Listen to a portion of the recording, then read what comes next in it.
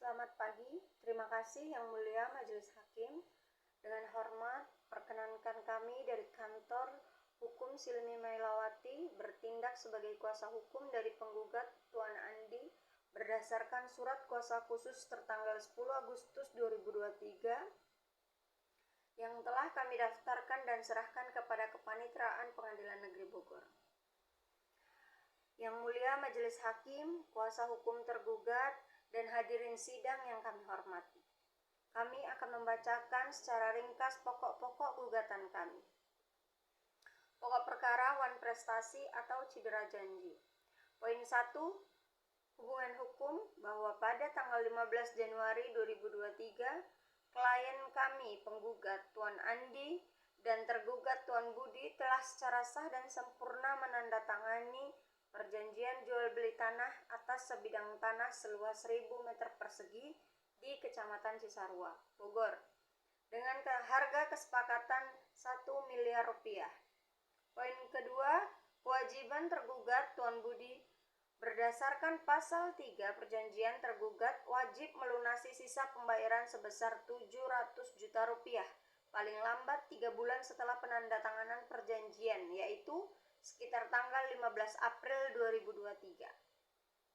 Poin 3, faktawan prestasi bahwa hingga gugatan ini diajukan atau bahkan hingga 6 bulan setelah tanggal pelunasan yang disepakati, tergugat tidak melaksanakan kewajibannya untuk melunasi sisa pembayaran.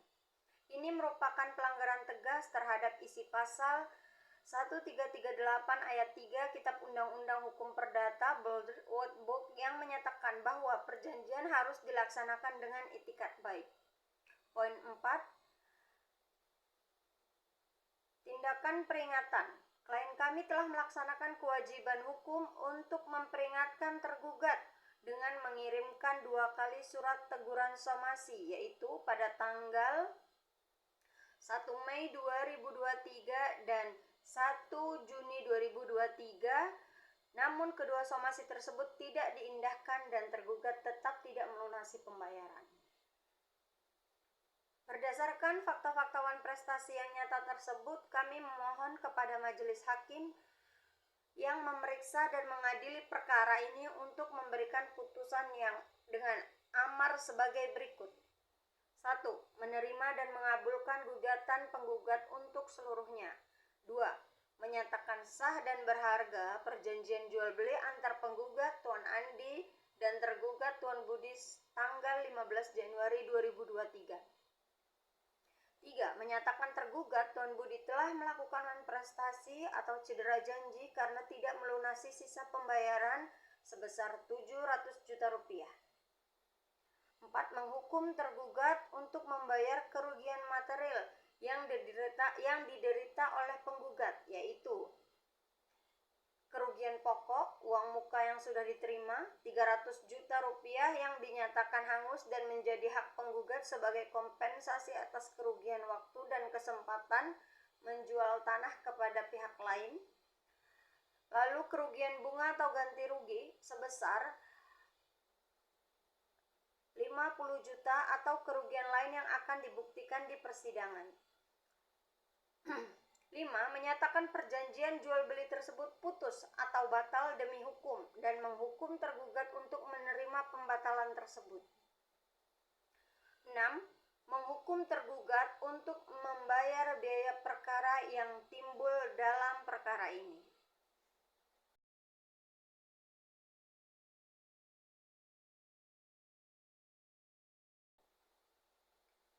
Yang Mulia Majelis Hakim,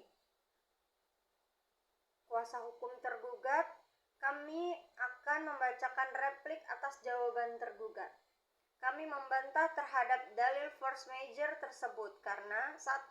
Kuasa hukum tergugat berdalil bahwa keterlambatan pembayaran disebabkan oleh proses pinjaman bank yang lama dan ini dianggap sebagai force majeure atau keadaan memaksa. Kami menolak tegas dalil tersebut. 2.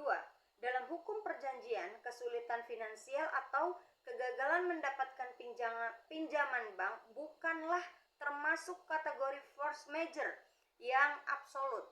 Force majeure mensyaratkan adanya kejadian di luar kendali manusia seperti bencana alam atau perang yang membuat pelaksanaan perjanjian menjadi mutlak tidak mungkin. Ketiga, kegagalan pinjaman bank adalah risiko bisnis murni yang harus ditanggung oleh tergugat. Kewajiban tergugat adalah membayar lunas dari sumber dana manapun.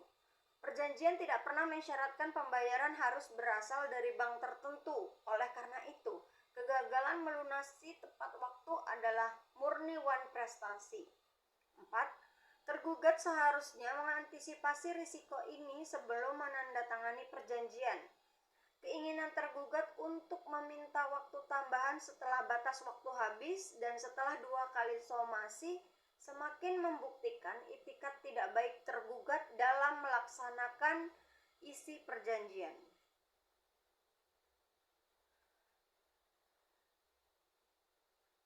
Yang mulia Majelis Hakim, izinkan kami mengajukan pertanyaan kepada saksi Tuan Rio terkait somasi yang sudah kami kirimkan.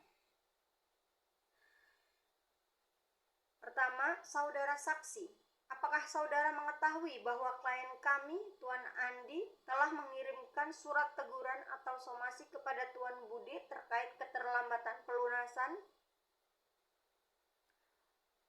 Baik, lalu yang kedua pertanyaannya, berapa kali saudara mengetahui Tuan Andi mengirimkan surat teguran tersebut dan apakah saudara mengetahui respon Tuan Budi?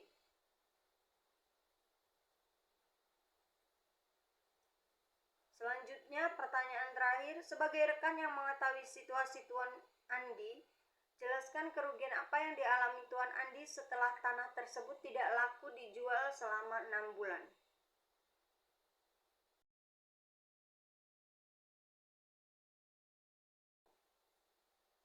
Yang mulia, izinkan kami mengajukan pertanyaan sanggahan kepada saksi bank.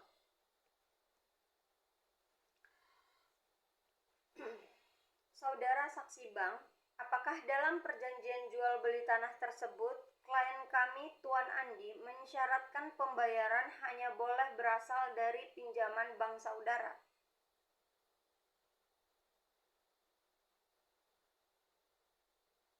Selanjutnya, apakah Tuan Andi penggugat memiliki peran atau kewajiban dalam proses pengajuan pinjaman bank yang dilakukan oleh Tuan Budi atau tergugat?